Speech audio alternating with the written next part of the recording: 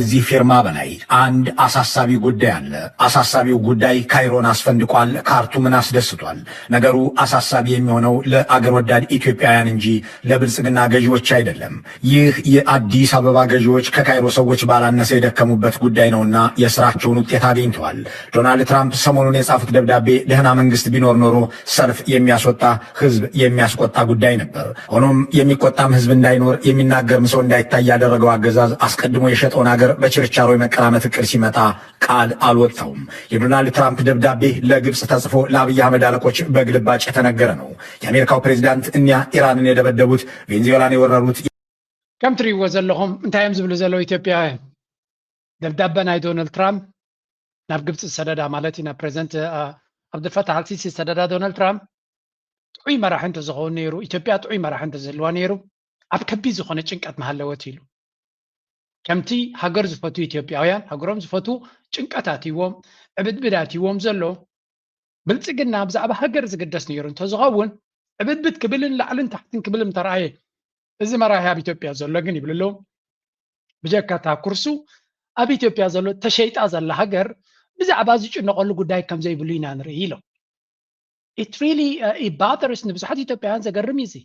ምክንያቱ ዶናልድ ትራምፕ ዝገብሮ ዘሎ ዝኸዶ ዘሎ መንገድን ብልጽግና ኣብይ ኣሕመድ ብዛዕባ ካልእ ጉዳዩ ይሰርሕ ዘሎ ካልእ ነጥብታት ነዛ ጉዳይ እዚኣ ክምልሰላ ይደልን እዩ ዘሎ እቲ ዘገርም ኣብዛ ዘረባ እዚኣ እንታይ ይብል ዶናልድ ትራምፕ ድማ ነቲ ብደብዳቤ ሰዲድዎ ዝነበረ ብፅሑፍ ቀይርዎ ኣሎ ኣብዛ ቪድዮ እዚኣ እንታይ ይብሉ መሲልኩም ኣብይ ኣሕመድ ብውልቁ ከም ዝተፀርፈ ብዛ ደብዳቤ እዚኣ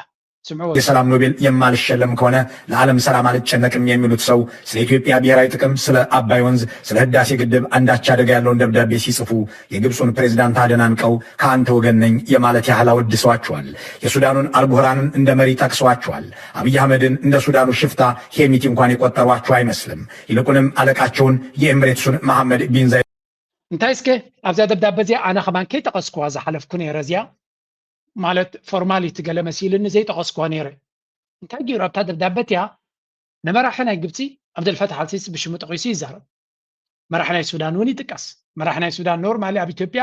ኣብ ሱዳን እንታይ እዮም ዝብሉ ዘሎ ክልተ ጀነራላት እዮም ዝዋጉ ዘሎ እቲ ሃገር መራሒ የብላን እዮም ዝብሉ ግን ንጀነራል ዓብደልፈታሕ ይጠቕሶ እዩ ኣብ ኢትዮጵያ ግን ንመልስ ከይጠቅስ ፕሬዚደንት ኣጥቀ ስላሴ እቲ ሃገር ግን ብፕራይም ሚኒስተር እያ ትመሓደር ፕራይም ሚኒስተር ኣብይ ኣሕመድ እዩ ክፀሓፍ ዝግብኦ ኣይጠቐሶን ሽሙ እዚኣ ድማ ነፍሳ ዝኻለ ትርጉም ኣለዋ እዮም ዝብሉ ዘሎ ምክንያቱ ንኣብይ ኣሕመድ ዝሰብ እዚ ኣብ ዶናልድ ትራምፕ ጠቕላላ ይፀሎ ጠቕላላ ከም ፀሎ ካብቲ ዘረቦም ኣይኮነን ንሰምዕ ካብዚኣ ዶናልድ ትራምፕ ለንቀለ ዝበላኻ ስምዑ And Ethiopia, we're going to fight over a dam, and I got them to stop. I still got to work it out because they put a dam up in Ethiopia that stops the flow from a little river called the Nile. I always think of the Nile being in Egypt, you know, it's beautiful Nile with the pyramids. But كل تدربوا كسمع خلا غازي ناي ወይ ግብጽ ገዚኣቶ ዘላ ካትብል ወይ ካ ፍቅሪ ናይ ግብጽ ዘሎ ወይ ካል ዘረባይ ተዛረብኒ ክሽምግለኩም እዩ ዝብሎም ዘሎ ብኸምዚ መንገዲ ግን ዶናልድ ትራምፕ ስለ ዝኾነ ይኸማንታ ሽምግልና ቃል ንጥቀማላ ዘለና በርዚ ሽምግልና ኣይኮነ ኣነ ምስ ግብጽ ኣለኹ እዩ ዝብል ዘሎ ግን ካ ዶናልድ ትራምፕ መን ይዛረቦ መን ተጋጊ ካለኻ ይብሎ ኣይኮነ ናብ ጉዳይ ናይ ብልጽግና ሃገሩ ዘቃጽል ዘሎ መራሒ ብጀኖሳይድን ጋልን ዝኽሰስ ኣይኮነ ኤሮፓ ምሉእ ከማን ኣብ ጉዳይ ናይ ኤሮፓ ግሪንላንድ ክወስደኩም እየ ክወስድ እየ እናበለ ከሎ ዛረበ የለ ብፅጋብ ደም ሓሪኡ ዘሎ ሰብ እዩ ስለዚ ኣነ እኳ ናይል ክዝክር ከለኹ ግብፂ እየ ዝዝክር ስኸማ ነጊሮም እዮም ዝፈልጦ ይመስለኒ ግን ብዝኾነ ንኢትዮጵያውያን ሲ ንነፍሲ ወከፍ ኢትዮጵያዊ በታ በረቕሮቕ ማቃል ተዛሪበ ይቕረታ ከምቲ ኩሉ ግዜ ዝጀሃሩላ ብገንዘብና ብገንዘብ ኢና ጌርና እዮም ይብሉ ሓሰውቲ ስምዑ ሕጂ ዶናልድ ትራምፕ እንታይ ይብሎ ኣለዋ ሰብኡ እንተኮይኖም ሓሳቡ ይበልዎ ቅድሚ ሕጂ እውን ኢልዎም እዩ ክብሉ ግን ኣይክእሉን እዮም ዶናልድ ትራምፕ ካን ቅንጣብ ሓቂ ኣላቶ ምሉእ ብሙሉእ ሓቂ ይብል ናይ ግን ቅንጣብ ሓቂ ኣላቶ ብዚ they put a dam up. You know who paid for the dam? The United States. It's the biggest dam, I think, in the world. They put a dam up. I said, how did you let that happen? Why would we have done that? We financed it. This country would, I don't know. Maybe it was a Republican president, but I don't think it was. I think it was a Democrat. But what a terrible thing. So Egypt basically is, you know, they don't have enough water in the Nile. And they use that for... كم تري ولا لهم تكرم يو ديجا سري حملو مالت نايل سي نجيب صاويان هيوتهم يو جن ديجا خاسري حملو كم يجيركا ديغا تسرح تزغرم كات ديغاس من اسك خفيلو نحنا نخفيلنا من نيرو اوباما ينيرو ايدنا ينغرون اوباما مخانو تفليتو كتصلالي اتاتم غوصايان قال يلو انديوم كما يجيرو سما يسرحن زلو اوباما يسرحوا اندحري لهم اوباما سرحا كفرسال نزبله مبص علو دونالد ترامب مبصعاتي اوباما زرغصا اوباما زبلا اوباما زغبر انصارايس اب 2016 نا مريጫ خمص خلو انتاي لومو دونالد ترامب استراتيجيه بلون يلوم زخون يكون بلان يبلو استراتيجيه بلو حنت بلان يزلاتو اوباما انتاي غيرو يلو نتا اوباما زغبر انصارا يعني ساعه بوليسنات نيرا كسات حج دما كومي اوباما ترايز بل بايدن ايتقسونيكو ስለዚህ ምስ ኦባማ ፍሉ ይህልኽን ጽልን ስለዘለዎ ኦባማ ይድማ ኣብ ግዜ ኦባማ ይዝዲ ጋዝ ተመስሪቱ ተቐጺሉ ምክንያቱ ሃገራት ዓረብ ስፕሪንግ ኦባማ ኣብ ግዜ ኦባማ ሲአይኤ ኢንጂነር ዝገበሮ እቲ ናይ ዓረብ ምፍራስ ነበረ ኒ ናይ ግብጽ መራሒ ሙባራክ ድማ ካብ ስልጣኑ ከም ዝወርድ ዝገበረ ኦባማ ይነይሩ ንገዳፊ ከም ዝቕተል ዝገበረ ኦባማ ይነይሩ ስለዚ ኦባማ ይገይርዋ ኢሎም ዶናልድ ትራምፕ ተነጊሮም ጨርቁ ክድርቢ ምናልባት ክነግርዎ የምለን ከነኻ ንዓንተ ሰምዒው ነቲ ሕግናቱ መሊሱ ክበርትዑ ንኢትዮጵያ ንብልፅግና ድማ ወይ ኢሎም ኣነ ናይ ኢትዮጵያ ሕማቕ ስለ ዝደለኹ ዝዛረብ ዘለኹ ድማ ስለ ሰብ ክህሉ ኽእል እዩ እዚ ንዓና ሓደ ዓብዪ ህያብ እዩ እዚ ዶናልድ ትራምፕ ዝገብሮ ዘሎ ጉዳይ ንዓና ህያብ እዩ እንተወሓደ ኣብዘን 3 ዓመት ኣብዪ ኣሕመድ ብጎረሩ ክሕነቕ እዩ በዛ ጉዳይ እዚኣ ድሮ እዚኣ ኣርእስቲ እዚኣ ካብቲ ዛረብ ብዛዕባ ባሕሪ ብሕም ክብል ኣይክእልኒ ስለምንታይ ግን ካልኦት እንታይ ክብሉ ጀሚሮም ኣለዉ እዚኣ ብግምጣ ኣለውን ክሽረፍ ትኽእል እያ ምክንያቱ ንነፍሲ ወከፍ ክራይሲስ ዘጋጥም እስራኤል ንረብሓ እስራኤል ክትገብሮ እያ ትፍትን ናም ኣብዚኣ ሓንቲ ኣገዳሲት ኣርቲክል ተፃሓፈት ከርእየኩም እየ ናበይ ገፃ ክትከይድ ግምት እዮም ሂቦም ዘለዉ ግን ኩነታት ኣይኮነን ብሓፈሻ ነቲ ዲጋ በዓልና ኢና ሰሪሕና ክብል ከሎ ኣብዪ ኣሕመድን ኢትዮጵያውያንን ብርሓፅ ኢትዮጵያውያን ብገንዘብ ብንጣብ ገንዘብናን ደምናን ገለ ዝብልዎ ዝነበሩ ኖ ንሕና ኢና ይምናኩም እቲ ገንዘብ ይብሎም ኣሎ ስለዚ ነቲ ፕሮፓጋንዳ ናይ ብልፅግና ካብ ሕቁኡ እዩ ሓሸው ዘብሎ ዘሎ ብዝኾነ እታ መርገፂ ንግብፃውያን እዚኣ ዓባይ ህያብ እያ ንወዳ እያ እሞ ድሕሪኡ ድመፅእ ትንተና And they use that for a lot of things, including entertainment and travel and tourism and everything. I mean, I don't know. They got a big dam. I got to work that one out now too. ስለዚ እዛ ዲጋ እዚኣ ንመዘናግዕን ገለን ዝጥቀምሉ ኣባላት ዲጋ እንታይ ምዃኑ ዛዕቡን ኣፍልጦ የብሉን ዶናልድ ትራምፕ ንፁር ክዛረብ ኣፍልጦ የብሉን እቲ ዲጋቲ ኣብ ዓለም ዓብዪ ይብል ዓብዪ ይኮነን ናይ ዓለምና ዝዓበየ ይኮነን ኣብ ኣፍሪካ እዩ ዝዓበየ ካብኡ ዝዓብዩ ኣብ ቻይና ክንደይ ኣለዉ ብዝኾነ ከም ትሪእዎ ዘለዎም ዶናልድ ትራምፕ ሙሉእ ፀቅዒ ናይ ግብፂ ሒዙሎ ጥራይ ደይኮነ ሕጂ ድማ ናብ ዳቮስ ናብ ስዊዘርላንድ ናብቲ ወርልድ ኢኮኖሚክ ፎረም ክመፅእ እዩ ኣብዱልፈታሕ አልሲሲ ድሮ መፅኡ ኣሎ መደረ ስሚዑ ኣሎ ስለዚ ክራኸቡ እዮም ብዛዕባ እዚ ጉዳይን ብዛዕባ እቲ ናይ ጋዛ ዝበሃል ዘሎ ድማ ክግበር እዩ ስለዚ ብልፅግና እንታይ ከም ዝገብሩ ንዓኦም ዝምልከት ኮይኑ ሓንቲ ዘላ ኣብዚ ኣናሊሲስ ኣላ እዚኣ ክንሪኣ እሞ ድሕሪኡ ኣብቲ ኮምፕሌክስ ካልኦት ኢሹስ ክንሰግር መጀመርያ እዚ ለንቀነ ርክብ ከካይዱ ምዃኖም ዝተረኣየ ሓደ ኣርቲክል ተፃሒፉ ኣሎ መን ይፅሒፍዎ ዘሎ ኣይደኖ ገለ ሓደ ገዳሲ ኣርቲክል ግን እንታይ እዮም ዝብሉ ዘለዉ ኣብዚ እንታይ ከጋጥም ይኽእል ብልፅግና ክሳብ ሕጂ መልሲ ይሃበን ኣሎ ግብፂ ተቐቢለ ኢላ ብመንገዲ ፕሬዚደንት ናታ ነቲ ዶናልድ ትራምፕ ሽምግልና ዝገብሮ ዘሎ ተቐቢለ ኣለኹ ኢላ ብልፅግና ኣብዪ ኣሕመድ ግን ስቕ ኢሎም ኣለዉ ስቕታ ንባዕሉ መልሲ እዩ ምክንያቱ ኣብዛ ጉዳይ እዚኣ ወላ እኳ ተዓሚፆም ይሃልው ክዛረቡ ከም ዘይክእሉን ድፍረት ከም ዘይብሎም ኢና ንርኢ ዘለና እንተተዛሪቦም ብፍላይ ኣንጻር ዶናልድ ትራምፕ ሃፍኮፍ እንድሕሪ ኢሎም ዝገደደ ሽግር ክመፆም ከም ዝኽእል ፈሊጦም ኣለዉ እዚኣ ተረዲኣቶም ኣላ እንታይ እዮም ዝብሉ ዘለዉ ናይ ፕሬዚደንት ዶናልድ ትራምፕ ናይ ሱዳን መራሒ መሊሱ ዓብደልፈታሕ አልሲሲ ዓብዱልፈታሕ አልቡርሃን እውን መሊሱ ተቐቢልና ኣለና ፅቡቅ ሓሳብ እዩ ብዶናልድ ትራምፕ ዝመፅእ ዘሎ ብምባል መልሲ ይቦም ኣለዉ ስለዚ ኢጅፕት ኤንድ ሱዳን ዌልከም ደ ኢኒሽቲቭ ዋይል ኢትዮጵያ has remained silent, reflecting the ongoing impasse. ስለዚ ኣብዪ ኣሕመድ ኣብ ጉዳይ ናይ ሶማሊላንድ ስቕታ መሪፅ ኣሎ ኣብ ጉዳይ ናይዚ ሽምግልና ናይ ዶናልድ ትራምፕ ድማ ስቕታ መሪፅ ኣሎ ኣብታ ሓንቲ ብጉርሒ ክትከውን ትኽእል ኣብዚኣ ሕጂ ግን ኣማራፂ እውን ስለ ዘይብሉ እዩ ተቐቢለ ከይብል ዝገደደ ይንዑ እምቢ ከይብል ከዓ ሽግር እዩ ስለዚ መንቀራቕሮ በቲ ሓደ ፀጥፊ በቲ ሓደ ድማ ከውሒ ኮይኑዎ ኣሎ ኣብ መንገዲ ክልቲኦም ተቐርቂሩ ኣሎ ናው ትራምፕስ ሜዲዬሽን Trump emphasized preventing unilateral control of Nile water and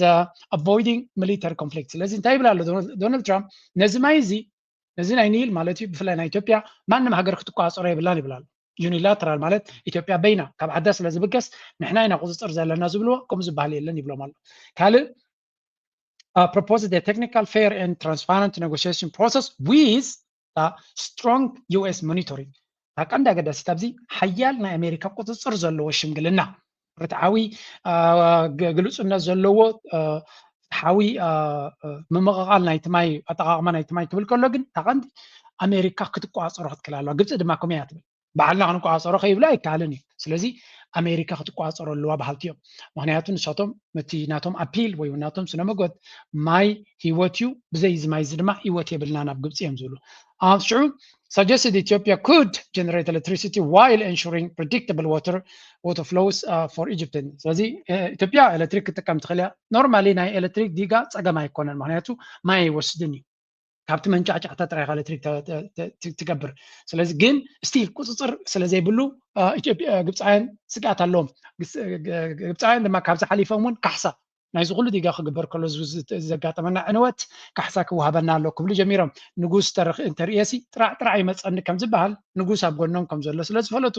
ጥርዓናቶም የብዝሑ ፕሬዚደንት ኤልሲሲ welcomed Trump's efforts calling the Nile Egypt's lifeline. Okay. Egypt insists on cooperation based on international law, prior notification and non-harm principles. ስለዚ ግብፂ ኣነቲ ዶናልድ ትራምፕ ዝሃቦ ተቐቢልና ያለና ከምቲ ንስኻት ደልዮን ብኸምኡ ዓይነት መንገዲ ክኸውን ኣለዎ ብምባል ነቲ ቃላቱ መራጎዲ ወሲኾምሉ ኣለዉ official highlight Egypt's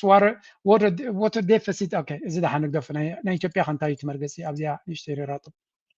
ሱዳን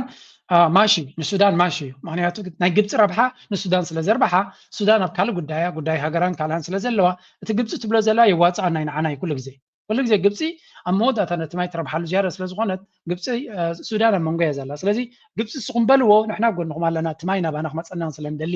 ግን ንዓና ኩሉ ግዜ ዝኣክል ማይ ክመፀና ክእል ንግብፂ ትቐንዲ ፀገም ስለዚ ግብፂ እዮም ዝዋግእሉ እሱ ሱዳን ኣብ መንጎ ኮይና እያ ትበልዓ ዛ ጉዳይ እዚ ኣይልና ኢና ሱዳን ናይ ግብፂ ዲፕሎማሲን ገለን ትጥቀመሉ እያ ግን ግብፂ ድማ ንሱዳን ኩሉ ግዜ ኣብ ጎና ምስ ገበረታ ክልቲአን ሓደ ዓይነት ዕላማ እዩ ዘለወን ክልቲአን ድማ ጎኒ ኤርትራ እየን ዘለወን ስለዚ ናብ ቀይ ባሕር ገፁ ክለግብ ዝኽእል ጉዳይ ይበሃል ኣሎ ኢትዮጵያ ሳይለንስ ናይ ኢትዮጵያ ስቕታ እንታይ እዩ ትርጉሙ ይብሉ ኣለዉ ሓደ no official response yet prime minister Abiy Ahmed focused on domestic projects Abiy Ahmed መልሲ ዝበሃል ኣይሃበን ኣብ ውሽጣዊ ጉዳይ ፕሮጀክቱ ልምዓትን ገለመለን ይብል ኣሎ ልምዓት እኳ ኣይኮነን ኩናትን ወረ ኩናትን ዝዓልም ዘሎ ቀፂሉ Ethiopia previously withdrew from the 2020 Washington agreement. እዚኣ ድማ ታቀንዳ ገዳሲት ኣብ እስራ ዶናልድ ትራምፕ ዘበገሶ ሓሳብ ኣብይ ኣሕመድ ዕግርግር ክብል ድሕሪ ምጽናሕ ኣብ መወዳእታ ኣብቲ ናይ ግዜ ውሳኔ ወረቐቱ ስሒቡ ኣይሳተፍን ኢሉ ኣብቲ ሽምግልና ኣያቱን ኢሉ ስለምንታይ ከማ ገይሩ ዶናልድ ትራምፕ ስልጣኑ ይውድእ ስለ ዝነበረ ተደምሎም ዶናልድ ትራምፕ ስልጣኑ ይውድእ ነይሩ ስለዚ ምስ ግብፂ ኮይኑ ዝገብሮ ዘሎ ዶናልድ ትራምፕ ኣይዋፃንን ኢሉ ነይሩ that's why ሕጂ ዶናልድ ትራምፕ 3 ዓመት ንድሕሪ ተሪፎ ከሎ ዝጅምሮ ዘሎ ናበይ ከይዲ ኣብይ ኣሕመድ ቅድሚ ሕጂ ዝገበራ ተንኮል ኩላ ኣቢዱላ ስለዚ ዶናልድ ትራምፕ ይፈልጦ ኢና ዝሰብ እዚ መታለሉ ምዃኑ ፈሊጥዎ ኣሎ መህደሚቱ ክደልሎ ካብ ሕጂ ግን ዝኾነ ከም ዝበልዎ ኢትዮጵያውያን ሃገር ዘይትቅድሰ ወላ ትገር ድፋፋዕ ተበለውን ዝግድሰ ሰብ ኣይኮነን እዮም ዝብሉ ኢትዮጵያውያን ገሊኦም ነዚ ስለዚ ስልጣኑ ጥራይ ታኩርሱ ከብደ ኣይተንከፈሉ እምበር ብዙ ጣጣ ዘለዎ ሰቡን ኣይኮነን ይብልዎ እዮም risks and regional dynamics ይብሉ experts warn mediation may be linked to wider geopolitics including Ethiopia's maritime ambition through Somaliland and Israel's recognition of Somaliland ኣብዚያ እንታይ ይብሉ ኣለዉ እዚ ጉዳይ እዚ ናብ ቀይ ባሕር ገፁ ወይ እውን ምስ ኢትዮጵያ ናብ ባሕር ገፃ ትኸዶ ዘላ ከተሓሓዝዎ ይኽእሉ እዮም ዝያዳ ድማ ኢትዮጵያ ኣብ ጉዳይ ናይ ሶማሊላንድ መርገፂ ኣይሃበትን ኣላ እስራኤል ኣፍልጦ ሂባታ ካለይቲ ኣፍልጦ ትህብ ሃገር ኣብየን ኣለዋ ኢማራት ብድሕሪ መጋረጃ ንኬንያ ትልምን ነይራ ንደቡብ ሱዳን ፀቕጢ ትፈጥር ነይራ ንህንዲ ፀቕጢ ትፈጥር ነይራ ትልምን ነይራ ንብዙሓት ሃገራት ብድሕሪ መጋረጃ ትልምን ነይራ ኩለን እምቢ ኢለን ስለዚ ወላ ኣሜሪካ እውን ኣይደለየት ስለዚ እዛ ጉዳይ እዚኣ ኢትዮጵያ እያ ተሪፋ ዘላ ኢትዮጵያ ድማ ኣፍልጦ ንኸይትፈር እያ ኣላ ኢትዮጵያ ምክንያቱ ንኢትዮጵያ ብብዙሕ መንገዲ ክሃርማ ስለ ዝኽእል ሓደ ሃገራት ዓረብ ቱርክ ዲኻ ትብሎ ስዑድ ዓረብ ዲኻ ገለመለ ኩላቶም ዓብ ቁፅፅር ኣለዎ እዮም ፅልዋ ኣለዎ እዮም ኣብ ልዕሊኡ ልዕሊ ኩሉ ድማ ሕብረት ኣፍሪካ ኢጋድ ክልቲኦም ነቲ ነገር ትኮኒኖሞ ስለ ዘለዉ እንድሕሪ ኣብይ ኣሕመድ ኣፍልጦ ክህብ ጀሚሩ ብዘይና ኣሜሪካን እስራኤልን ዓብ ሓገዝ እንታይ ገብሩ እዮም ሕብረት ኣፍሪካ ካብቲ ቦታ ካብቲ ሃገርትያ ሃገር ክቕይር ክግደድ እዩ እዚኣ ድማ ንዕኡ ሞት እያ ኣብ ልዕሊኡ ድማ ኢትዮጵያ ክትፈራረስ ትኽእል ሃገር እያ ድሮ ሶማሊላንድ ናይ ክልል ሶማልያ ናይ ኢትዮጵያ መሰረሰ ውሳነ ለኒሉ ሓድሽ ንትፉጽ ኢሉ ከረየኩም ዘገርም ኩነታት አጋጢሞ ኣሎ ስለዚ ኣብ ከምዚ ኩነታት ሃገሩ ክትማቐልጦ ትግራይ ኣብ ምንታይ ኩነታት ኣሎ ትግራይ ከም ሃገር ድዩ ከውን ኣምሓራ ናበይ ገጹ ይኸይድ ኣሎ ስለዚ እታ ክገብራ ዝኽእል ኣፍልጦ ንሶማሊላንድ መሃብ ንዑ ተገምቲላ ከም ቦምብ ክትፍንጀረሉ ከም ትኽእል እውን ይፈልጥ እዩ ግን እስራኤል ነዛ ጉዳይ እዚኣ እትያ ድማ ናይ ኣሜሪካ ፀቕጥን ነቲ ምስ ግብፂ ዝግበር ዘሎ ደፋፊኦም ኣብ ሶማሊላንድ ገለ ነገር ክግበር ይኽእል እዩ ኣፍልጦ ሃቢሎም በቲ ናይ ጌርድ ከምዚ ሕድገታት ንግብፂ ዝሕጉስ ገይሮም ኣብ ሶማሊላንድ ኣፍተ ገባሕሪ ካብ ዝረክብ እሞ ወይ ንእሽተይ ገለ ነገር ክረክብ እሞ ተገምጢሎም ድማ ኣፍልጦ ከምዚ ባ ክገብርዎ ይኽእሉ እዮም ኩሉ እዚ ግን ናይ ኣሜሪካ ናይ እስራኤልን ድራማ ብፍላይ እስራኤል ኣብዚ ጉዳይ እዚ ኢዳ ክትቱ ተየሚራ ከጋጥም ዝኽእል እዩ ዝብል ገምጋም እዩ ኢጅፕት ፊርስ ኢትዮጵያ ግብፂ ሕጂ ክልተ ፍሪ ዘለዋ ናይ ኢጅፕት ናይ ግብፂ ዶናልድ ትራምፕ ኣብዚ ጉዳይ ናይ ዲጋ ክሕግዞም ይኽእል እዩ ምክንያቱ ኣብቲ ናይ ቀዛ ሓጊዞም ኣለዉ ግን ሕጂ እውን ተገምቲሉ ኣብዚ ናይ ጉዳይ ናይ ዲጋ ክሕግዘኩም እንተኮይነ ኢትዮጵያ ንሶማሊላንድ ኣፍልጦ ክትባ ኣለዋ ገለ እንድሕሪ ኢሉ ንግብፃውያን ሞት እዩ ምክንያቱ ኢትዮጵያ ኣብ ደገ ባሕሪ ክትረክብ ካይደልን እያ ግብፂ ስለዚ ኣይናይ ትመርፁ ከይኮኖም ዝፈርሑ ዘለዉ ዳትስ ዋይ ድማ ስዑድ ዓረብ ከምኡውን ትርኪ ነቲ ጉዳይ ናይ ሶማሊላንድ ሞር ኣትሪሮም ክሕዝሉ ሶማልያ ኣትሪራ ክትሕዞ ዝሕግዙ ዘለዉ ቀጠር ኣትሪራ ክትሕግዞ ዝሕግዙ ዘለዉ ምክንያቱ ንሳቶም ቀንዲ ቀዳምነቶም እዛ ጌርድ እያ እዛ ዲጋ እዚኣ እዚ ናይ ኒል ጉዳይ ካልአይቲ ኣገዳሲናቶም ድማ ኤርትራ ናብ ኤርትራ ጉዳይ ዝኾነ ነገር ከይመፅእ ግብፂ ኣዝዩ ይፍሪ ዘሎ ወላ ብስምምዕ እየ ዝብለኩም ግብፂ ኣመና ፍሪ ዘሎ ኤርትራ ምስ ኢትዮጵያ ከይትዕረቑኑ ፈርሂዮም ኤርትራ ምስ ኢትዮጵያ ተዓሪቓ ንዓሰብ ንኢትዮጵያ ክንተሓጋገዝ ኢና እንድሕሪ ኢሎም ንግብፂ ሞት እዩ እዚ ምክንያቱ ኣብ ኤርትራ ፀቕጢ የብሎምን ሓይሊ እውን የብሎምን ስለዚ ከም ንሪኦ ዘለና እቲ ጉዳይ ናብ ካልእ እውን ክኸይድ ይኽእል ይብሉ ኣለዉ ኣብ መወዳእታ analysis caution that without Ethiopia's political will US efforts risk becoming another diplomatic pause ብዝኾነ እዚኦም ንኢትዮጵያ ንዓቢ ቁሩብ ተስፋ ክብ ኢሎም ዝፅሓፍዋ ኣርቲክል እያ ትመስል እቲ ኩነታት consequences of the dam operations Ethiopia's unilateral dam operation have already harmed downstream countries ስለዚ ድሮ እቲ ኢትዮጵያ ትኸዶ ዘላ ንግብፂ ይኹን ንሱዳን ብዙሕ ግዜ ሃሲዎም እዩ ሱዳን faced floods after emergency gate openings ንኣብነት ሱዳን ኣብ ዝሓለፈ ነቲ ጌት ናይቲ ዲጋ ብቕልጡፍ ስለ ዝኸፈትዎ ቅልቅልቅ ገይሩ ብዙሕ ዕንወት ፈጢሩሎም እዩ Egypt had to open the Toshka spillway to absorb irregular releases ስለዚ ግብፂ ድማ ኣብዘይ ዋኑ ብብርቱዕ ማይ ከም ዝስደድ ዝግበር ዘሎ ብዙሕ ግዜ ካልእ መንገድታት ገይራ ሽግራት ከየጋጥማ ከም ዘሎን እዚ ድማ ካሕሳ ከም ዘድልዮ Egypt warns all available means to defend its water security under international law ስለዚ ኣብ መወዳእታ እዚ ጉዳይ እዚ ዕምቆት ዘለዎ ብዙሕ ሽግር ዘለዎ bottom line ኢሎም ኣለዉ Trump's renewed mediation is welcomed by Egypt and Sudan but faces skepticism due to Ethiopia's silence and the entanglement of the GERD with the broader Red Sea and Horn of Africa. ስለዚ እቶም ኢትዮጵያውያን ክልተ ማያት ዝብል ጌርድን ቀይ ባሕርን ዘልግብዎ ዝነበሩ መህደሚ ክረኽቡ ስለ ዝደልዩ ዝነበሩ እዮም እዚ ጉዳይ እዚ ክመፅእ ከም ዝኽእል ይፈልጡ ነይሮም ዝኾነ ሕጂ ውፅዋ ጥራይካ ትብሎም እዚ ከምዚ ኢሉ ከሎ በቲ ሓደ ቁሩብ ተስፋ ዝህብ ኩነታት እናረኣና ከለና ኣብ ሶማልያ ዝካየድ ዘሎ ጉዳይ ድማ ካልእ ንብዙሓት ተዓዘብቲ ናይቲ ዞባ ሻቅሎት ፈጢሩ ዘሎ እዩ What is happening in Somalia? Of Somaliland befalai. Of Berbera in Somaliland, a gateway linking the Horn of Africa to the wider world, situated at a narrow yet strategic crossroads between Africa, the Middle East and Asia. Berbera has long carried significance far beyond its shoreline. Come to what alone is it Berbera ዝበሃል እስራኤል ኣፍልጦ ሂባቶ ዘላ ቦታ እዩ እጂ እዚ ወደ በዚ ሓደ ነገር ኣጋጢሞ ኣሎ ነዛ ቪድዮ እናገበሩ ከለዉ ካብ ስራሕ ደው ኢሉ ዝበሃል ኣሎ ዓበይ ክፋል ናይ ስራሕ ደው ኢሉ ኣሎ ስለምንታይ ኢማራት ጠቕሊል ክውፅእ ስለተባሃለት ኢማራት ጠቕሊል ክውፅእ ስለተባሃለት ድሮ ደው ኢሉ ኣሎ ስለዚ ኢማራት ብቕልጡፍ መፍትሒ ትደልላ ወይ ተቢዓ ከም እስራኤል ኣፍልጦ ሂባ ከም እስራኤል ክሰርሕ ክጅምር እያ ንኩሉ ሕግታት ዒሳ ከምኡ እንድሕር ጌራ ድማ ካብ ሃገራት ዓረብ ክመፃ ዝኽእል ተቃውሞ ከም እስራኤል ክትፃወረ ይትኽእልኒ እያ ምክንያቱ እስራኤል ኣብ ሃገራት ዓረብ ቢዝነስ የብላ ኢማራት ግን እስላምን ሃገራት ዓረብን ኣብቲ ናታ ቁጠባ ኣብቲ ናታ ኩነታት ዓብ ፅልዋ እዩ ዘለዎ ብፍላይ በዓል ዱባይ ብዙሕ እስላሚ ድመፆም ዘሎ ስለዚ እዚ ምስ ሃገራት ዓረብ ምኻድ ማለት ስዑድያ ንህዝባ ካልኦት ሃገራት ዓረብ ድማ ህዝባ ንዱባይ ከይከዱ እንተኣጊዶም ነቲ ቱሪዝም ናይቲ ሃገር ክንደምንታይ ዳሜጅ ክፈጥረሉ ከም ዝኽእል ምግንዛብ የድሊ እስራኤል ግን ድሮ ነዊሕ ምንቅስቃስ ገይራ ኣላ እዛ ቪድዮ ነዊሕ ዝበለት እንድያ ኣብዚያ ዘላ ክፋል ግን ነዚ ከባቢና ክንደምንታይ ደሻቕል ኩነታት ተፈጢሩ ከም ዘሎ እዩ ኣብዚያ ስምዕዋ ሕጂ Yair Lapid has publicly condemned his country's recognition of Somaliland as a sovereign state, accusing Netanyahu of acting without institutional consent, transparency, oversight, or democratic mandates. According to Lapid, the decision bypassed both Israel's cabinet and security establishment, bodies traditionally responsible for decisions of national and strategic consequence. While much of the world has focused on the protests surrounding the recognition and its disputed legality, a quieter and potentially more consequential development has been unfolding on the ground in Berbera itself. Satellite images እንታይም ዝብል ዘለው ወላ እኳ እቲ ኣፍልጦ መሃብን ዘይመሃብን ዝብል ዘረባ ዓብዪ ኣዛረባ ርእሱ ኮይኑ እንተሎ እቲ ዝዓብየ ክፋል ግን ናይ ሳተላይት ኢሜጅስ ዝርዮ ከም ዘሎ እስራኤል ቅድሚ እዚ ኣፍልጦ መሃባ ድሮ ብዙሕ ምንቅስቃስ ኣካይዳ ድሮ ከም ትሪእዎ ዘለኹም ንኩናት ሓደ ኣገዳሲ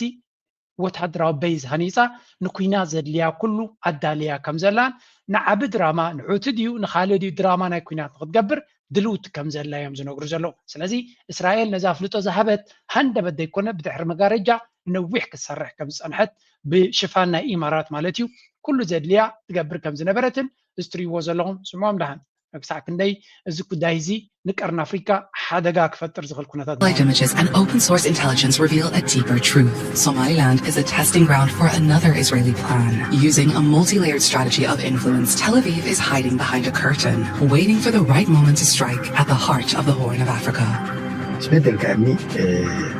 ስለዚ እዚ ንሪኦ ዘለና ጉዳይ እስራኤል ድሮ ኣብዚ ቦታ እዚ ሓያል ቦታ ሒዛ ለመጀመርያ እቲ ሶማሊላንድ ዝበሃል እንተሪኢኹሞ ወላ እኳ ከምቲ ናይ ጅቡትን ናይ ዓሰብን ኣዝዩ ብንየው ድማ ናይ የመንን ነቲ ማሕንቆ ናይ ባቤል መንደብ ፅቡቅ ገይሩ ክዓፁ ዝኽእል እንተዘይኮነ ዝኣክል ስትራቴጂካዊ ኣገዳስነት ዘለዎ ቦታ ግን እዩ ስለዚ ብፍላይ ከም እስራኤል ዝመሰለ ስልጡን ዝኾነ ቴክኖሎጂ ንዘለዎ ሃገር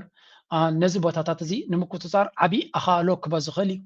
ኣብ ላዕሊ ድማ ጥቃ ግብፂ እስራኤል ከም ዘላ ዘክሮ ስለዚ ንቀይሕ ባሕሪ ብላዕሊ ምታሕትን ልጓም ክትከውን ከም ትኽእል ምስ ቴክኖሎጂካዊ ዓቕሚ ዘለዎ ማለት እዩ ስለዚ ኣብዚ በርበራ ዝበሃል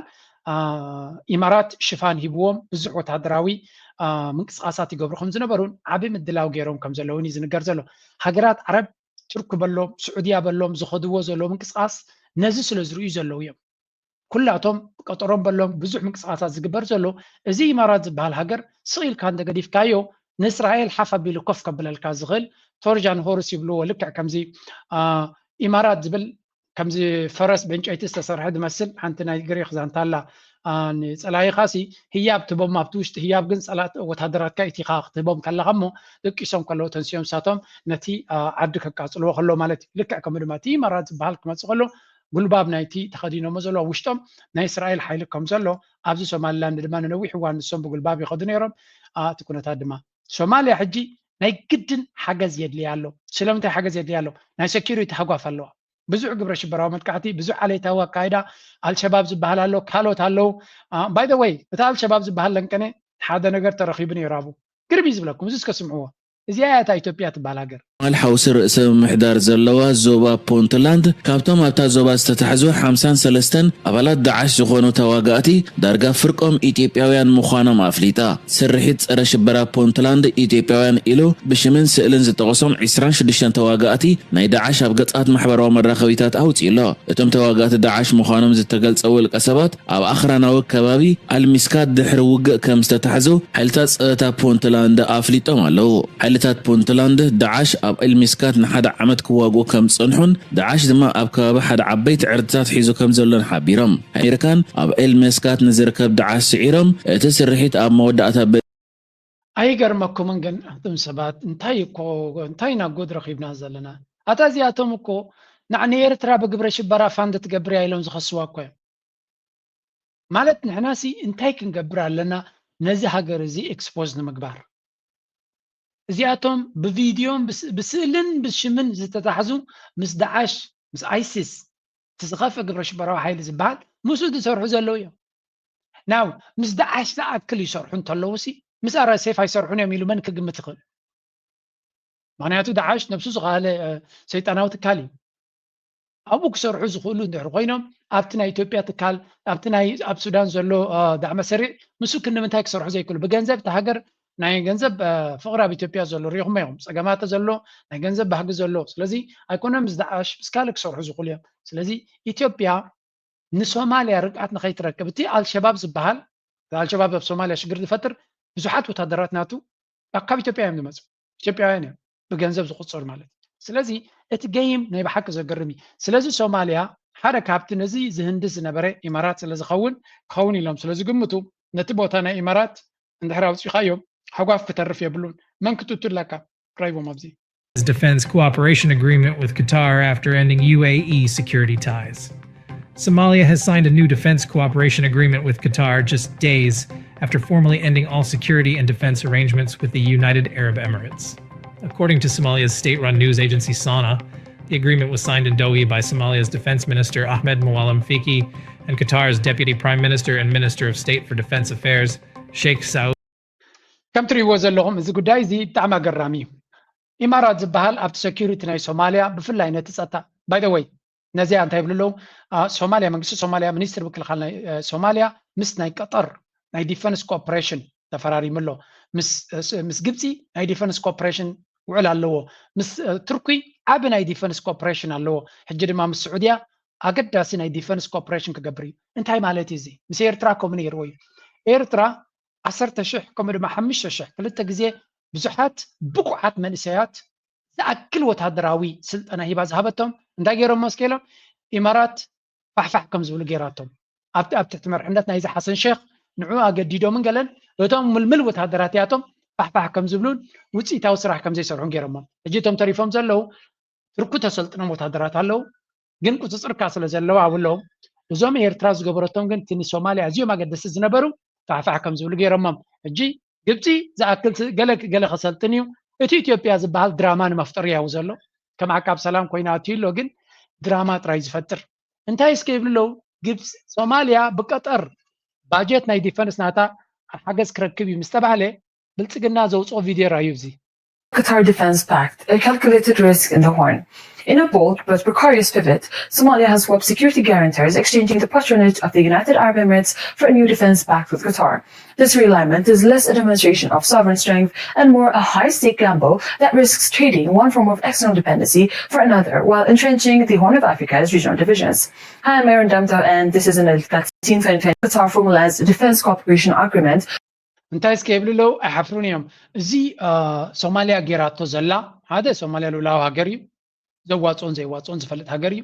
ሶማልያ ጌራቶ ዘላ ንኢማራት ኣውፅያ ብቀጠር ምትካእሲ ሓደ ዓብይ ቁማር ዓይነት ፆታ ኢና ንርኢ ዘለና who are you መን ኢኹም ንስኻትኩም ነታ ሃገር እትያ ንዓመታት ኣብ ድርቁስቁስ ከም ተኣቱ ገይርኩማ ዘለኹም ብዛዕባ ሶማልያ ክትገብሮ ትኽእልን ዘይትኽእልን ዝምልከተኩም ጉዳይ ኣይኮነን ብፍላይ እታ ኢማራት ትበሃል ነዛ ሃገር እዚኣ ከምዘይትቐውም بخلت تقرأت أو نخيت بل أب كله نحنقلت فح تبلا زنبرات يعني تن ستيتس فح كم زعتون سومالي لاند ناب هاجر كايد عريو بونت لاند كم كبتن جوبا لاند كم نخبتن تدالو زنبرات هاجريا ني إمارات مترازم درو أنس بزربان براب تكبار ونكبت هذا يخيل خوني لان زرميرنا درو ناب تكبار وتيو هذا كابتي زيج بد زرزلو ترغيبه كريكمي تي بوساسوز بحال زنبرة بيس completely فريسهم زلون كابو كتيلون نتي كاله بوتاتون بسنو تعزيزا نكتوص تجديدا كم زلا زر كنتات نرلنا سلازي ازي نريو زلنا ابزيالاتكم زياده لصنه درو اتسقمتي وسانه كم زخونن ازي تري وزلهم ابوساسو زبال كابز بوتازي تي بزح وتادرات ناي صعدو زم عصبات تقوصرو بگنزب ابز بوتا متيوم تملاميلوم تدلاديلوم كابزي ناب كفرة زبال ناب ليبيا ديو ناب جات كيلوم كابيوم ناب دعم الشريع دسلف نيروم ازي اقداس بوتا زنبريو كابزي ترني فاكت وص مخالا ني سوماليا ني امارات حقوقات سيرا ني سودان دما عبي اقداسي عود كون زخليهم زول زلو سلازي كابزي بوتازي درو ترنيفا تقليلا كتوص مخالا نتي وسانه بإمارات توزده ازي وصيتاوي تግባራውን ኮይኑ ከም ዘሎ ይዝንገር ዘሎ ናይ ብልጽግና ሚድያ ከም ትሪዎ ዘለኹም እዚ ውሳነ እዚ ዓቢ ቁማር ዘለዎን ካልእ ሳዕቤናት ክፈጥር ዝኽእልን ይክብል ከይሓፈረኹም ዝብል ዘሎ ሶማልያ ነዚ ሒዛቶ ዘላ ውሳነ ዝያዳ ካብ ቱርኪ ኣብዚ ቀረባ ኸማን ናይ ቱርክ ኣምባሳደርን ናይ ስዑዲ ኣምባሳደርን ኣብ ሶማልያ ተራኺቦም ብዛዕባ እዚ ጉዳይ እዚ ሞር ቀጠር ድማ ኣብጎኑ ስለዚ እዚ ጉዳይ እዚ ንሶማልያ ነዛ ሕጂ ተፈቲራ ዘላ ሓጓፍ ተጠቂማ እዛ ኢማራት ትበሃል ተዓልያትላ ኸላ ተቐላጢፋ ሓድነታ ሕይላ ዲፈንስ ናታ ምክልኻላ ኣበርቲ ዓንድሕር ኸይዳ ከም ሃገር ክትቆም ትኽእል እያ እንተዘየለ እዞም ዓረብ ገና ከምዚ ሕጂ ኢማራት ጥራይ ጓና ኮይናቶም ቶም ካልኦት ዝሸራርኹ ዘለው ንዓዓ ከይወዱ ንሓትሕዶም ክበኣሱን ስለ ዝኽእሉ እሳን ተጋጢማቶም ግን ክትወፁ ኣብ ዘይትኽእል ካልእ ፀገም ክታቱ ትኽእል እያ ሕጂ እውን እንታይ ንብል ፀኒና እስራኤል ዝበሃላት እዩ ኣሎ ኣብቲ ቦታ ስለዚ እስራኤልን ዓረብን ፊት ንፊት ዝራኸብሉ ቦታ እውን ካብ ቀርኒ ኣፍሪካ ክኸውን እዩ እዚ ከዓ ኖርማሊ እቲ ዝኸፈ ጉዳይ ክኸውን ዝኽእል እዩ ስለዚ ከም ንሪኦ ዘለና እዚ ናይ ሶማልያ ጉዳይ ዓብይ ኣባኣሲ መባኣሲ ኣርእስትን መባኣሲ ቦታ ክኸውን ከም ዝኽእልን ብዙሓት ኪላታት ዝዛረብሉ ዘለው ነጥቢ እዩ እዚ እቲ ሓደ ክኸውን ከሎ እቲ ካልኣይ ድማ ክንርኢ ኢና እዚ ናይ ቀጠር ንኢማራት ትከኣላ ክንብል ከለና እቲ እናቐፀለ እናረሰነ ዝኸይድ ዘሎ ባእሲ ኣብ መንጎቶም ክልተ ድማ ንኺድ ዑድያ ኢማራት እዚ ስቶሪ እዚ ኤንድለስ ስቶሪ መዓልታዊ እናረሰነ ዝኸይድ ዘሎ እዩ host Yemeni separatists in Riyadh weeks after striking separatist forces backed by the UAE. Yemen has become the front line of the most serious UAE-Saudi rift in decades, and Saudi Arabia is moving decisively to contain what it sees as Emirati-driven disorder in the region. Yesterday, Riyadh hosted the so-called Southern Council talks, inviting all southern Yemeni factions for secession. ኣብ መንጎ ስዑድያን ኢማራትን ዝቕፅል ዘሎ ኩነታት ካብ ግዜ ናብ ግዜ መኣዝኑ እናቐየረን መመሊሱ እናረሰነን እናተሓላለኸን ይኸይድ ኣሎ ሓደ ካብቲ ብዝለንቀነ ዝያዳ ኣቓልቦ ረኺቡ ዘሎ ብክልተ መንገዲ እዩ ሓደ እቲ ኣብ የመን ዝቕፅል ዘሎ ኣቦቱ እናሃለዎ ከሎ እቲ ዝዓበየ ኣዛራብ ርእሲ ኮይኑ ዘሎ ኣብ ሶማልያ ናብና ዘሎ ሩይ ዝኾነ ነዚ ድማ ኣብ ድሕሪት እውን ክገልፀልኩም እየ ብልፅግና ብኸመይ ኮምፕሮማይዝ ወይ ናብቲ ውሽጣዊ ኩነታትና ክኣቱ ክንዲ ምንታይ ይቀዳደም ከም ዘሎን ክንዲ ምንታይ ስጉምቲ ይወስድ ከም ዘሎን ኢና ንርኢ ዘለና እንተ እቲ ኩነታት ሓደ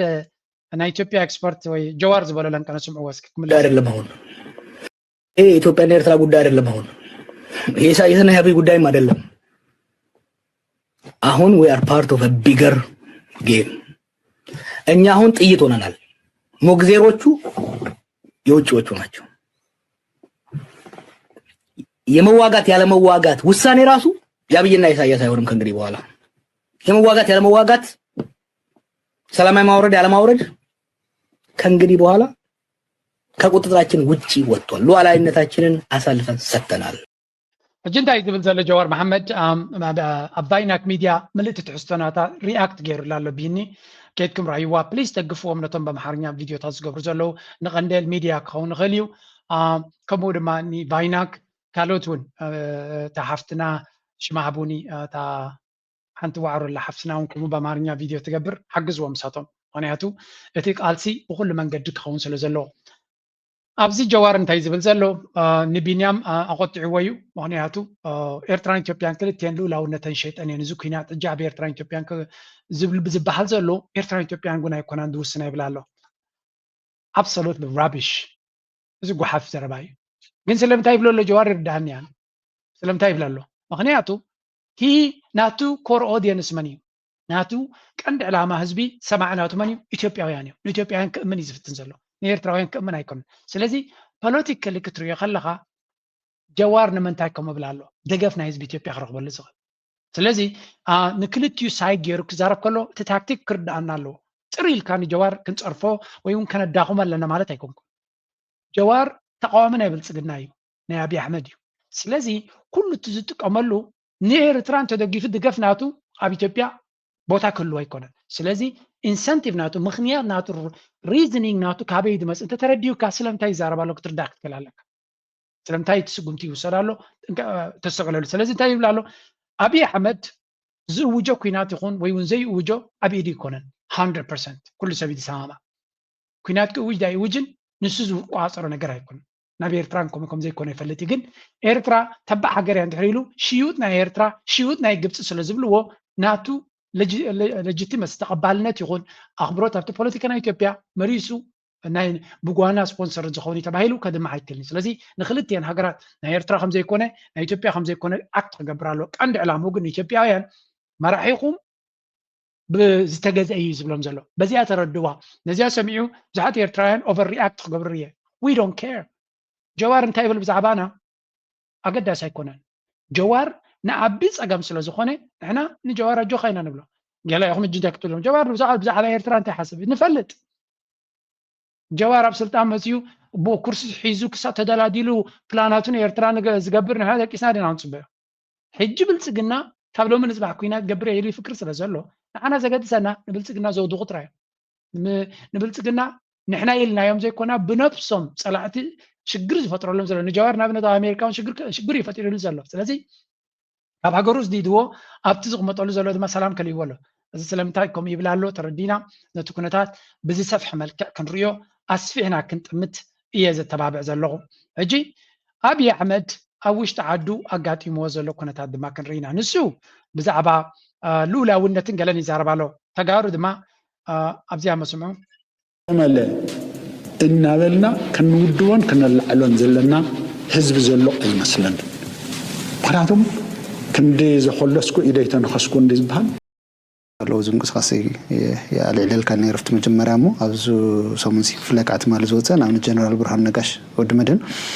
مس حجرنا تتحيزو زولو بزحت ساعات كل علو ونريال لخو مالتي كمولكو بحق حجرنا كم زولو زملاء خد زروات زاري ولا مالت تجري عرسة وسانة تكيد لا أزول كميرة خير نتنعتكم من قصاص تاعنت أورك تخلو خون يوتي تو ጭቡጥ ኩነታት ማኑ ዝጠልብ ህዝብ ትግራይ ምክንያቱ ትግራዋይ ሲ ሁሉ ክፍተን ዝኽእል ነዛ ዓዲ እዚኣ ዝኽፈል ዋጋ ከፊሉ በተደጋጋሚ ሁሉ ነገር ውን ገይሩ ግን ህዝቡን ትግራዋይ ከም ኢትዮጵያው ክሕሰብ አይካለን ህዝቡን ትግራዋይ ንዝገብሮ ቃልስን ሃገራዊ ተበጃውነትን ዋጋ ይዝኽፈል ዘሎ ስለዚ ሰብ زي ك حسب داعم قمت كبدني سنت خوي مالته so جماعة ود مدين ترى حزي كونه كوم زلا ميديا سلزوات الصوت زي كوينو أنا بزح قطر يزفلت يزفل كذا الله تقرأ حاجة كتكوني زدلي ولا تزل على مرة ولا بدل كا تصفي حلو That's a very important one. تقرأي حاجة كتكون دليت كم زلوا نزي تقبلوا كل التنقرات من قصاصات كهذا له هذا history was لهم لمي زي ما أنا خمسة لكم أنا لفظنايس أورومو من قصاص هذا قداسي سقوم توسيد له نسدما declaration of the formation of the Somali People's Alliance for self-determination. ناي Somali كل Somali ناي إثيوبيا مالتيو بحدا قينهم حدش Alliance شركة تقويمهم بحدا قينهم تنبارتات نابي قصهم نكخدو ناب مسر رئيس وسانة نكخدو سلزي أبي أحمد نسومالي لاند أفلتو مهاب ويون كالي ننفسو تتجيلو زلو بومباير اللو ازو قد عايزي تتغليلو تتنتي ممسيو نيتوبيا كيف انجرا زغل يوغوسلافيا كتكون تخل هاجر مخانا سلزي فلتيو نزو قد عايزي دما ايرتراويان كيلاتات كان بعد ايرتراويان برس حيزوم بيلا غيروم كتبتبوهان رلنا Somali region in Ethiopia declare self-determination سلزي سوماليا كل الصومال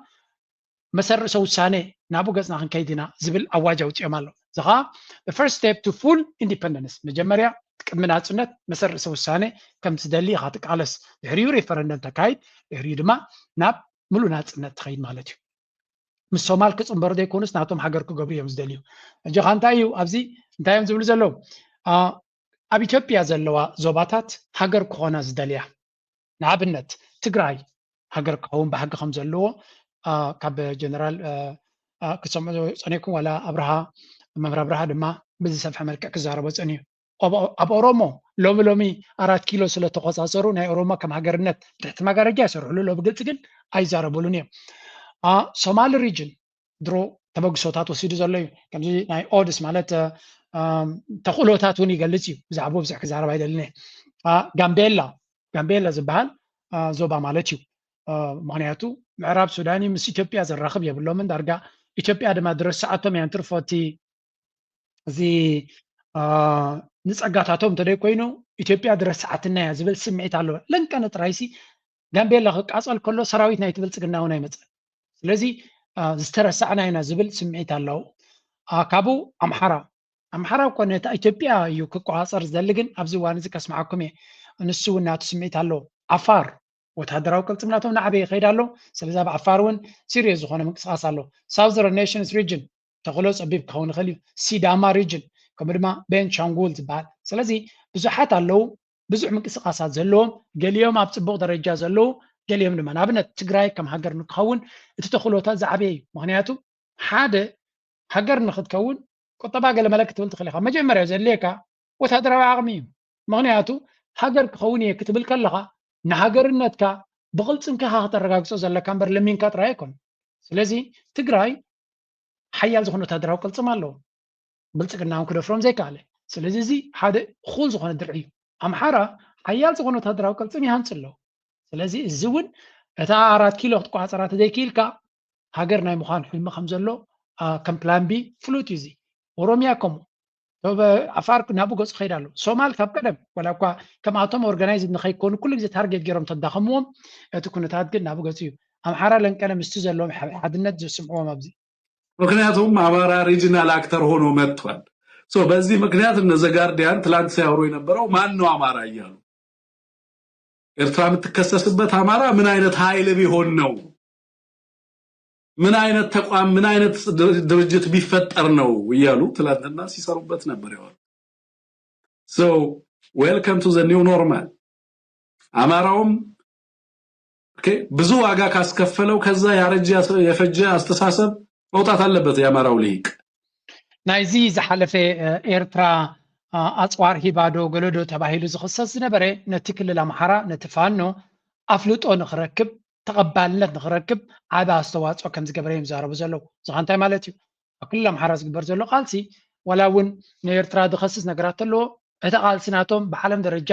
ኣብቲ ሜይንስትሪም ሚድያ ይዛረብ ኣሎ ፋኖ ድማ መመሊሱ ሽሙ እናተፈልጠ ይኸይድ ኣሎ ቃልሲ ናቶም ድማ ብኢትዮጵያ ደረጃ ጥራይ ዘይኮነስ ኣብ ሪጅናል ደረጃ ምክንያቱ ኤርትራ ምስ ኣምሓራ ትሰርሓላ ብኣምሓራ ብሱዳን ዶገለ ዝብል ኩሉ ግዜ ኣብ ዘረባ ስለ ዝመፁ ዘለዉ እቲ ናቶም ምንቅስቃስ ዓብ ምንቅስቃስ ከም ዝኾነ ተፈላጥነት ይረክብ ኣሎ ብዞባ ደረጃ እዚ ድማ ኣገዳሲ እዩ ንኣምሓራ እዮም ዝብሉ ዘለዉ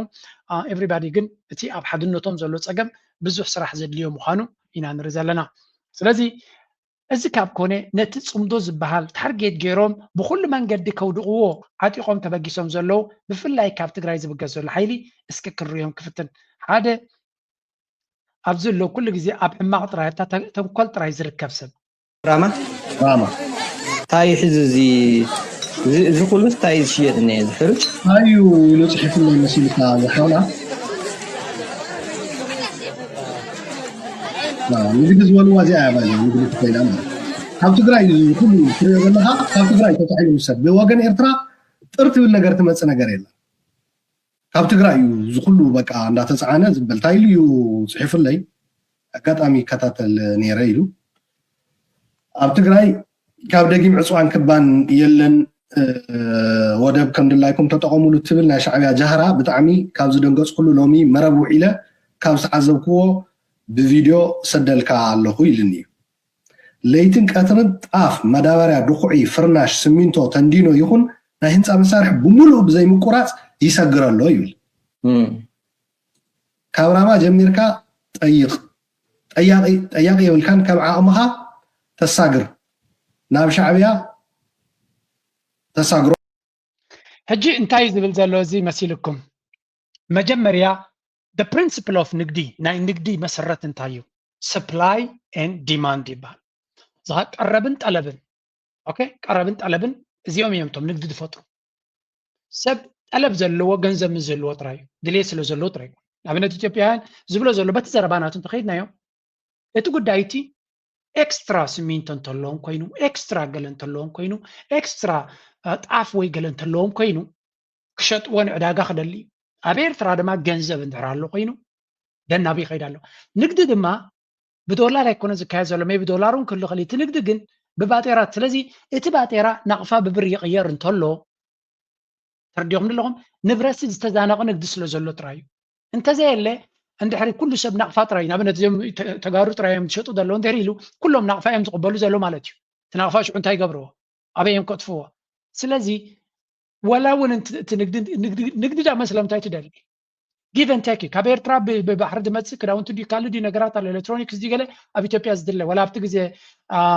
2018 እቲ ዶብ ተኸፊቱ ከሎ ኣነ ናብቲ ቦታት ክርኢ ኢለ ከይደ ነይረ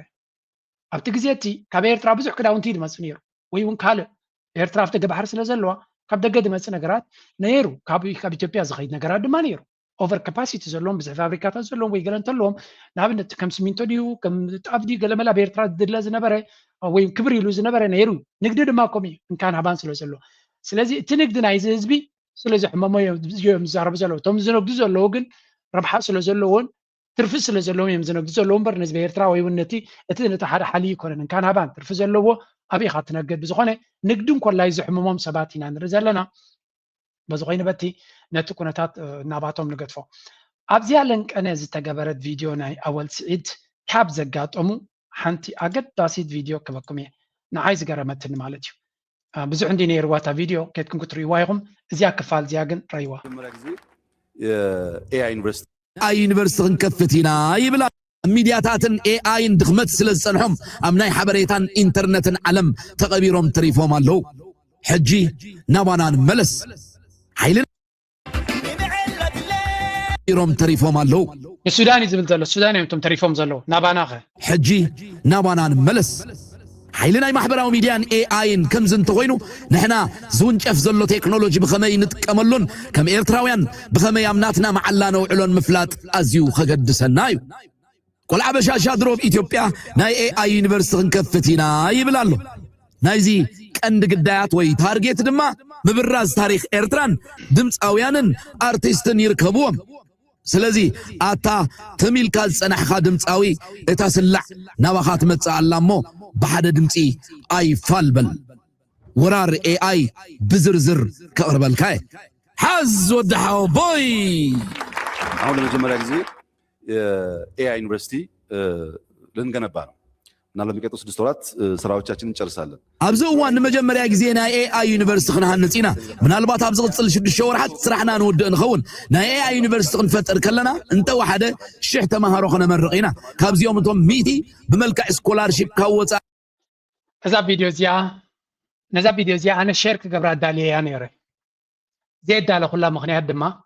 ኣብዚ ኦድየንስ ናተይ ኣብ ዝገበሮ እንዶ ኣብዚ ተምፃልና ዝብል ክፋል ናይ ሕብረተሰብ ስለ ዘሎ እዩ ኣይ ኖ ኮሜንት ናትኩም ኣይትርኣዮ እንዳይ ትስማዓዮ ትብሉን እዮም ግን ርእቶ ናይ ህዝብኻ ክሰምዕ ስለ ዘለኒ ሓደ ግዜ ንርእቶ ናይቶም ህዝብኻ ክብሪ ናቶም እውን ተኸብር ኢኻ ኣነ እዚ ሰብ እዚ ዝገብሮ ኣብ ሃገሩ ዝገብሮ ዘሎ ፅቡቅ ነገር ስለ ዘገድሰኒ ይኮንኩ ዝያደ ዝርዮ ሃገሩ ከም ድሌቱ እዚ ሰብ እዚ ዝገብሮ ግን ሓደጋ ኣለዎ ንዓነ ባህላ እየ ኣጋኒንካ ተቕርቦ ትብሉን ሰባት ኣለዎም ግን ክጋነን ግብኦ እዩ እዚ ነገራት እዚ ስለዚ ኣወል ስዒድ ነዚያ ምሰምፃ ናይ ብሓቂ ተሓጒሰ ቢካዝ መንግስቲ ኤርትራ ሲሪየስሊ ነዚ ኩነታት ዝክሪኦ ጀሚሩ ኣሎ and I am very happy yes ንሓደ ፀላይኻ ዝኸዶ ዘሎ ገይናቱ ምፅናዕ ልቦና እዩ ኣሎ ኣብዚ ቻነል ገለገለ ሰብ ኣሎ ከላ ዝዳ እንታይ ደይ በለ ድብለኒ ኦ ማይ ጋድ ኣይ ሆፕ ንስኻትኩም ኣብቲ መርሕነት ናይ ሃገር ኣይትመፁን እየ ዝብላኒ ምክንያቱ ንፀላዩ ዝንዕቕ ኣሻጥራ እዩ ወላ ድኹም ይኹን ወላ ቆልዓ ይኹን ወላ ዓንጃል ይኹን ቴክ ሂም ሲሪየስሊ ምክንያቱ ፀላይ እዩ ሓደጋ ከውድቐልካ ክእል እዩ እዚ ነፍሰካ ምንቅስቃስ ናቱ ወሲድካ ካውንተር ክትገብር ኣለካ እንተኽኢልካ ክልተ ስጉምቲ ቅድሚኡ ክትከይድ ክትክል ኣለካ ቅድሚ እንተለካ ፅቡቅ እዩ እንተዘየለ ግን ዝገብሮ ዘለሪኻ እንተወሓደ ግብረ መልሲ ከተዳሉ ክትክል ኣለካ ናው ኣብዚያ ዘረባ እዚኣ ክመፅእ ከሎ ኣወል ስዒድ ዝብሎን ኣነ ቁርብ ፍልይ ኣለኒ ግን ንስማዕ የስከ ሃገር ዝመፁና እዮም ንነፍሲ ወከፍ ናይ ኣፍሪካ ሃገራት ከክልተ ስኮላርሺፕ ክንህብ ኢና ኣብ ኢትዮጵያ ካብ ዘለዉ ተምሃሮ ካብቶም ክኣትዉ ዝደልዩ እንተበዝሐ 200 ኢና ክንቀበል ይብል ኣነ ዝብሎ ድማ ኣለኒ ነዞም እተመርቆም 1000 ተምሃሮ ሻዕብያ ድማ ንዓይ ኤኣይ የምህረን ንኸውን እሞ በይነይ ንብሽሖም ከም ኣመለይ ከም ቆርበት ጤል ክግትረልካ የበሉለይ ናይ ኢትዮጵያ ስርዓተ ትምህርቲ ከምቲ ንፈልጦ ናይ ሰርቲፊኬታት ንግዲ ወይ ሸቐጢ እዚ ካብ ዓይኒ ማንም ተኸወለ ኣይኮነን ኢትዮጵያ መራሒኣ ከይተረፈውን ብክንደይ ምዃና ብልክዕ ዘይበፃሕክዋ ዝዓደጋ ሰርቲፊኬት እዩ ዶክተር ትብል ማዕርግ ሒዙ ዘሎ እዛ ቪድዮ እሞ ረኣይዋ እጂ ኣብዚ ኣነ ከኣቱ ይደልኒ ንኣወል ስዒድ ግን እዛ መልእኽቲ እዚኣ ባዕለይ ቆሪፆም ክሰደሉ እየ ግን እንተበፂሓ ቅድመይ ተቕድሙ እንተለኹም እውን ኣብፅሕሉ መጀመርያ ካብ ልቢ እየ ዘመስግነካ ኣወል ስዒድ ነዚ ናይ ኤኣይ ምንቅስቃስ ናይ ኣብዪ ኣሕመድ መጀመርያ ቪድዮካ ኣይኮነትን you guys understand እቲ ናይ ኤኣይ ምንቅስቃስ ናይ እዚ ሰብ እዚ ኢትዮጵያ ንሃገሩ ከለምዕ ንሃገሩ ክምዕብል ኣምላኽ ይሓግዙ ፀገም የብለየና ኣነ ብነፍሰይ እዚ ሰብ እዚ ግን ኩሉ እቲ ኢንቴንሽን ናቱ ንዓና ንምህሳይ እውን ከም ኣካል ናይ ዕላሙ እዩ ስለዚ እቲ ኤኣይ ንፕሮፓጋንዳ ጥራይ ኣይኮነን ክጥቀመሉ ዝኽእል and I know እዚ እጂ ናወልዲ ወላ ነቲ ኣብ ኤርትራ ዘሎ ነገር ምስጢር ኣይኮንኩን ዝነግር ዘለኹ ግን ንዓና ንኤርትራውያን ዝስምዓና ስምዒት እውን ክንነግር ኣለና ስለዚ እዚ ሰብ እዚ ወላውን በትሕመቑ ብቻይናውያን ትካላት ናይ ቻይና ቆፂሩ ኣብቲ ኤአይ ዘይነዓቕ ስጉምቲ ዝኸይ ዘሎ ዘይነዓቕ እዚ ኻ እንታይ እዩ ኣድቫንቴጅ ፈጥረሉ ኣሎ ፀብለልትነት ክበ ይኽእል እዩ ኣብ ብዙሕ ነገራት ኤአይ ማለት እንታይ ማለት ይመስለኩም ማሽን እዩ ኤአይ ሲ ብልሒ ስለ ዘለካ ጥራይ ኮንካ ትጥቀመሉ ነቲ ኤአይ ሲስተምስ እንድሕር ኣምፂኻዮ ውሑዳት ሰባት ንኣብነት ኣብ ትካል ኤአይ እንተምፂኻ እንታይ ገብረልካ 10 ሰባት ዝሰርሕዎ ዝነበሩ ሓደ ሰብ ንፉዕ ኣሰልጢንካ ብኤአይ ናይቶም 10 ዮም ስራሕ ሓደ ሰብ ክሰርሓልካ ይኽእል እንታይ ማለት እዚ ኣብ ክንዲ 10 ሰባት ሓደ ሰብ ንሓንቲ ማሽን ጥራይ ዝዝጉረልካ ማለት እዩ ኤአይ ከምኡ ዝገብረልካ ፕሮዳክቲቪቲ ይውስኸልካ ስሉጥነት ይውስኸልካ ኣድማዕነት ይውስኸልካ ነቲ ዘለካ ሓጓፋት ሓደ ሰብ ጥዑይ እንተምፂኻ ናይ ብዙሓት ሰባት ድኽመት ዝነበረልካ ይሽፍናልካ ስለዚ ኣብይ ኣሕመድ ኤአይ ምፍጠራ የድልዮን ነቲ ዘሎ ሲስተም ሳምፅኡ ኢምፕላንት እንተገይርዎ ዋላ ውሑዳት ሰባት ካብ ህንዲ ድዩ ካብ በዓል ካብ ቪየትናም ድዩ ካብ ካል ኣምፅኡ ኤክስፐርትስ ብሕሱር ብብዙሕ ኣውትፑት ከማዕብል ይኽእል እዩ እዚ ከዓ ኣብቲ ኢንተሌክቹዋል ንፍልጠት ንምድንጋር ድዩ ፕሮፓጋንዳ ንምስራሕ ድዩ ልዕሊ ኩሉ ግን ኣብ ብዙሕ ሲስተማት ናቱ ናይ ወታደራዊ ድዩ ናይ ሲቪላዊ መዓላታት ክጥቀም ይኽእል ከም ድሌቱ በልወሱ ኤርትራ ናብዚ ጉዳይ እዚ እንታይ ተበግሶ ትገብራላ እንታይ ከክሕገዝ ይኽእል በጃኻ ነዚያ ኣወል ኮንቨርሴሽን ክጅምረልና ትጅምር ኣይኖ ገሊኹም ኣለኹም ብታሕቲ እንደስደደሉ ይብደገ እንተሰደናሉ ምስጢር እኳ ኣይኮነን እዚ እዚ ኣገዳሲ እዩ and they know maybe they are working on it እዚ ሕጂ ኣብ ደገ ዘለና እንታይ ክንገብር ንኽእል ድሮ ምስ ኤርትራውያን ኣብ ኣሜሪካ ዘለዉ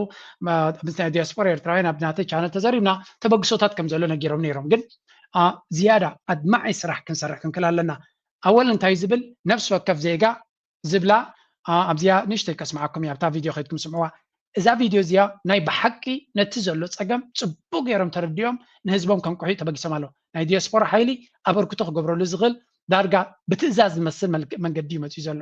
እጂ እታ ቪድዮ ነዋሕ ስለ ዝኾነ እዚኣ ክቆርፅ ፀገማት ስትራቴጂያዊ መፍትሒ ንርአ ኤርትራ ነዚ ኩናት ንምስዓር ካብ ምክልኻል ወፂያ ናብ ውዱብን ስትራቴጂያዊ መጥቃዕትን ክትሰግር ኣለዋ እዚ ማለት ፀላእ ክሳብ ዝወቅዕ ምፅባይ ዘይኮነ ፀላእ ከይወቅዐ ንሕና መንእስያት ተጠቀምቲ ማሕበራዊ መራኸቢ ታሪክናን ሓቅናን ምዝርጋሕ ከድልየና እዩ ማለት እዩ ውሽጢ ዓበይቲ ዓምድታት ተሃንፀ እዩ ካብ ስምዒት ናብ ዳታ ምግዓዝ መብዛሕትኡ ግዜ ኤርትራውያን ንናይ ሓሶት ወረ ዝህብዎ መልሲ ብስምዒት ብፀርፊ ወይ ሓሶት እዩ ብምባል ጥራይ ዓለም ግን ንስምዒት ኣይትሰምዖን እያ ዓለም ትሰምዖ መርትዖ ዝሰነቐት ሕዝቶ እዩ ናይ ቪድዮ መርትዖታት ታሪኻዊ ሰነዳት ናይ ዓይኒ መሰኻኽር ብፅሬትን ብእንግሊዝኛን ንዓለም ብዝርዳእ ምቕራብ ንኣብነት እዚ ኩሉ ፈኸራታት ኣብይ ኣሕመድ ፈኸራታት ብርሃኑ ጁላ ፈኸራታት ባጫ ደበሌ ፈኸራታት ዲና ሙፍትን ካልኦት ልኡኻቶምን ጋዜጠኛታቶምን ነቲ ፈኸራን ምፍራሕን ናብ እንግሊዝ ተርጉምካ ንዓለም መሃብ ታዲ ቆልዑ ዋቑዑሾ ኣብ ኣፍ ልብኻ ኣስሒልካ ካልኣይ ስቲለት ሃርማ ማለት እዩ ኤርትራ ትምዕብል ኣላ ምባል ጥራይ ዘይኮነ ኤርትራ ኣብ ዓመት ክንደይ ሓፅብ ሰሪሓ ክንደይ ሆስፒታላት ሃኒፃ ክንደይ ኪሎ ሜትር መገዲ ሰሪሓ ዝብል ዳታ ብኢንፎግራፊክስ ምዝርጋሕ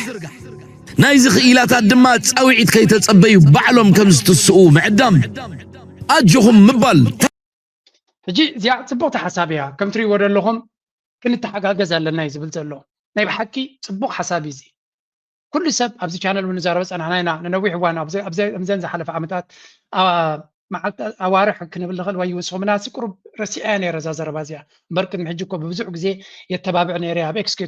ኬድና ንፅሓፍ ኣብ ፌስቡክ ንፅሓፍ እቶም ብእንግሊሽ ክፅሕፉ ትኽእሉ ንእሽተይ እውን እንተኾነ ፀሓፉ ምክንያቱ እቲ ኤአይ ካብኡ እዩ ዝምገብ ዘሎ ኢልና ነርና ብዝኾነ ኣወል ንዓኻ እውን ቻለንጅ ኣላትካ ኣብዚ ኣብ ነፍሲ ወከፍ ትገብሮ ቪድዮ ቅድሚ ሕጂ እውን ቻለንጅ ሂብና ነርና ንስኻ ነቲ ሃገር ትዞራ ስለ ዘለኻ ሓበሬታ እውን ስለ ዘለካ ሓድሽ ዲጋ ይስራሕ እንተሎ ወይ እውን ነቲ ዲጋታት ዋላ ናይ 5 ደቂቃ ኣብታ ቪድዮኻ ሓድሽ ናይ ምዕባለ ጉዕዞ ኣብ ኤርትራ ዘሎ ሓበሬታ ኤርትራዊ ኣብ ደገ ዘሎ ብዙሕ ንደገ ክሰርሕ ይደሊ እዩ ግን ካብ ኤርትራ እቲ ዝስራሕ ዘሎ ተሳኢሉ ስለ ዘይመፆ እዩ ስለዚ ደገን ውሽጥን ተቃኒኻ ንክትሰርሕ ከምቲ ካብ ብልፅግና እውን ክንመሃር ስለ ዘለና ነተን ፕሮጀክታት ዝርካበን ከመይ ስኢሎም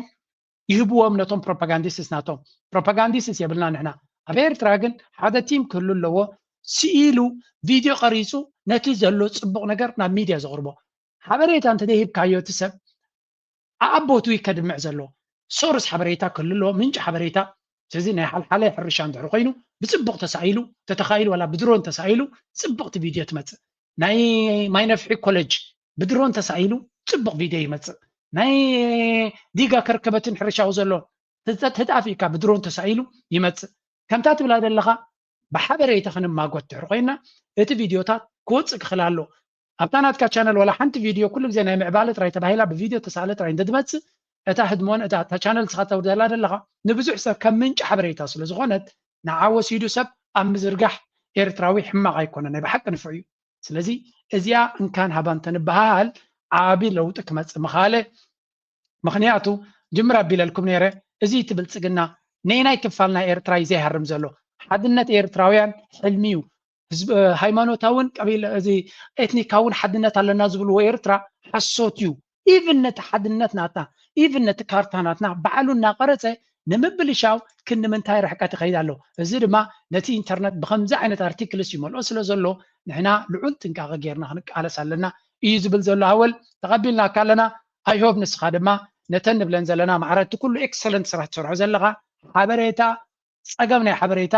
መፍትሒ ክርከቦ ክኽእል ኣሎ ዲጋቱ ተሰሪሑ ኩሉ ዲጋታት ናይ ኤርትራ ብፅቡቅ ተሳሒሉ ዝኩሉ ዲጋታት ተሰሪሑ ዘሎ ብፅቡቅ ተሳኢሉ ክወፅእ ክኽእል ኣሎ ህዝቢ ድማ ከም ድሌቱ ኣብ ኢንትሮ ዲና ክንጥቀመሉ ኣብ ደርፊ ዲ ክጥቀመሉ ሰብ ንክሊፕ ዲ ክጥቀመሉ እቲ ምንጭ እንተለዎ እዩ ድሌቱ ክገብር ዝኽእል ስለዚ እዚኣ ንተሓባበር ኣምላኽ ድማ ይሓግዝ ኩሉ እቲ ህዝቢ ድማ ኣብዚ ሓግዙ ንኸማኹም ዝሰርሕ ዘሎ ንስኹም ግዴኹም ግበሩ ነቲ ዝገብር ዘሎ ድማ እጆኹም ንበል ኣይንባኣስ እናበለይ ዝውዳእ እዛ ቪድዮ ኣይንባላዕ ፀላኢና ብቁፅሪ ካባና ስለ ዝበዝሕ ሓድነት ጥራይ ምስጢር ናይ ተዓወት ስለዚ ነዚኣ ፅቡቅቲ ቪድዮ ይሰርሑ ብዕምቆት መፅናዕቲ ዝተገበረላ ኤክሰለንት ወርክ ከምዚ ክኸውን ዘሎ ሓደ ግዜ ካብቲ ናይ ፀላእትና ጌም ወፂና እውን ኣብ ናትና ፎከስ ገርና ፅቡቅ ስራሕ ክስራሕ ይኽእል እዩ ቴንክ ዩ ክብሎ ይደሊ ሕጂ ናይ ሎሚ ኣርእስቲ ኣብ ዝጉዳይ ላይክ ምግባር ሼር ምግባር ከም ወትሩ ፃውዒት ጌርና ምዝያ ክንገድፈኩም